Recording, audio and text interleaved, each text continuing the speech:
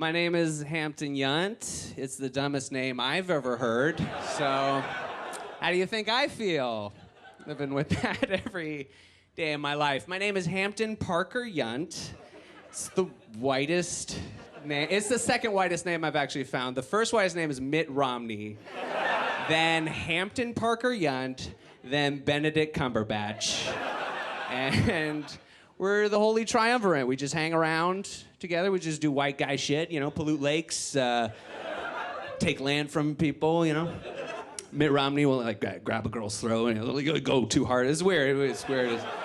It's like me and Eggs Benedict. That's what I call Benedict Cumberbatch. We have to pull him off. No, dude. But it's just my group.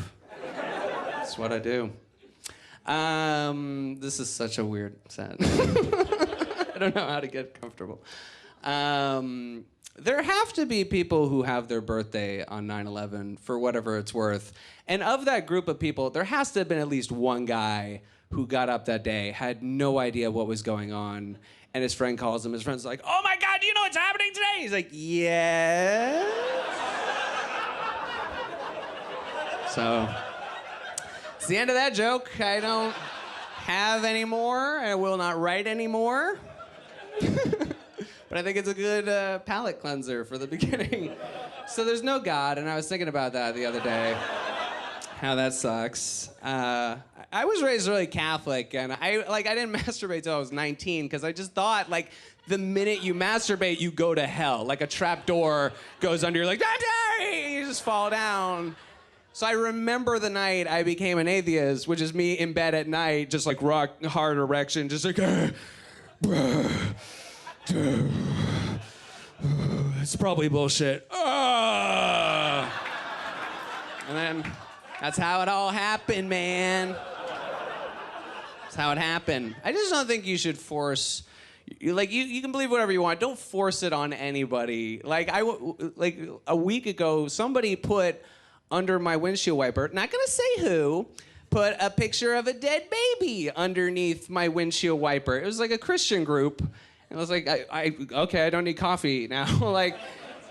And it was an anti-abortion pamphlet, I think. I didn't check. That'd be weird if that was a pro-abortion pamphlet. Yeah, dead baby. What do you think? You interested? Wanna try? It was an anti-abortion pamphlet, I think, and I didn't read the cover. It just made me laugh before I threw it off my car, and it said, "Abortion kills 3 lives every second." And I say it like that because I had 5 exclamation points and a bunch of frowny faces. Yeah, you get it. And I was like, wait, I remember always hearing that fact. A person is born every second. Are you saying without abortion, 4 people would be born every second? Thank God for abortion. That's the greatest pro-argument for abortion I've ever heard. I fucking hate people. I just feel bad for abortion doctors now, don't you? Having to keep up with that crazy workload. I feel it's like an I Love Lucy where she's in the chocolate factory, trying to kill all the babies. Whoa, these babies! What a silly place. No one would get an abortion there. Hi.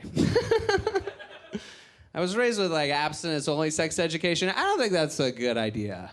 I think that's why I'm fucked up. I think that's why I'm screwed up. You know what I mean? The idea behind it is kids can't get pregnant if they're not having sex. Yes, much in the same way you could cure diarrhea by spackling your asshole shut with wet cement. It's hey man, how's that diarrhea treating you? You know what? It's all taken care of. My insides are on fire and I'm crying a brown liquid, but none of that pesky diarrhea. So feel pretty good. That's what I'm trying to say. It's weird, what people want to pass on to their kids. It kind of fascinates me. My dad cut up my dick when I was a baby. It wasn't recent. It's when he did it. It's when you caught me, old man. You caught me when I was a baby. I was weak, couldn't fight back. It's when you came at my dick. You try that shit now? You try and cut up my dick now, old man? Ain't working out like that. You've taken too many slices from the deli, sir. No. En garde, how dare you? I think it's so funny that that's still a thing, like we still circumcise babies. And it's like, you know, for the same reason, like every dad always has the same reason. It's like, I want his penis to look like mine. That's the most serial killer shit I've ever heard in my entire life. It's like, make that baby's penis look like my adult male penis. Why don't more things look like my weird dick? You vain man. Pun Nintendo. Sometimes people will be like, it's cleaner. It's cleaner. What lazy parent is just like, hey, you know what? Just cut it off. I don't want to be cleaning his kid's dick every morning, noon, and night. He's just gonna get mud and twigs and sticks on it. Just cut off his dick. Cut up a part of his penis. I sometimes like wonder like how I would raise my kids if any woman were to ever let me like come inside. But if I were to have a kid, how would I raise my kids? And I came to the conclusion I would raise them Jewish. Like really Jewish, like super Jewish, like Orthodox Jew. Just every day, he's got to wear the hat, he's got to wear the cape and the curls, and just every day, like, get up, you gotta be Jewish, you gotta be Jewish today, you gotta go to temple, and like drop him off and like, you learn Hebrew every day for years and years until he's about the age of 8 or 9, and he's like, Dad, why am I Jewish and you're not Jewish? And I'll be like, because I think it's funny, and he's like, well, I don't want to do that. I don't want to be Jewish if you're not going to be Jewish. I don't want to have to do this if you're not going to be Jewish. And then I get to go, boy, you Jews love to complain. Which is just a fun joke about indoctrination. I was told this was a Palestinian audience. Is it going well? I think I would believe in the Greek and Roman gods, like if I had a choice. I grew up reading about those stories.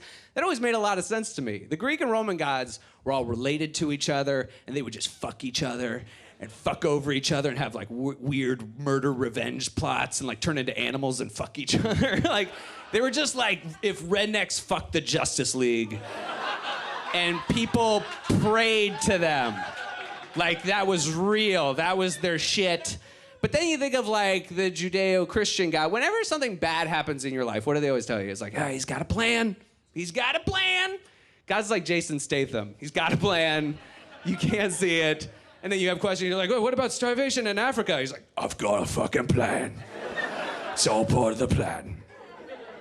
I think that Greek and Roman gods make so much more sense when bad things are happening in your life, right? Your wife cheats on you with your best friend, takes the kids, takes every dime you've ever made. And you're like, oh, what God would allow this? It's like Zeus.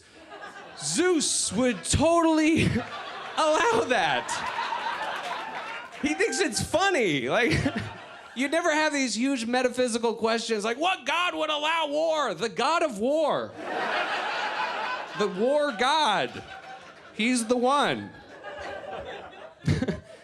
I was raised, in the Catholic Church, and they're really like anti-gay in my small town of 6,000 people. Not the most progressive town in the world. And I'm sweating so much. Real comedy. But they would always, it's funny whenever the Catholic Church ever comes out against gay people. They always use the same couple arguments, and the big one they always have is like, it says you can't lay with another man. It says that. It's in there. And it's like, yeah, but that doesn't say no butt fucking. Like, I hate to be a real stickler for the rules. Lincoln lawyer, I object.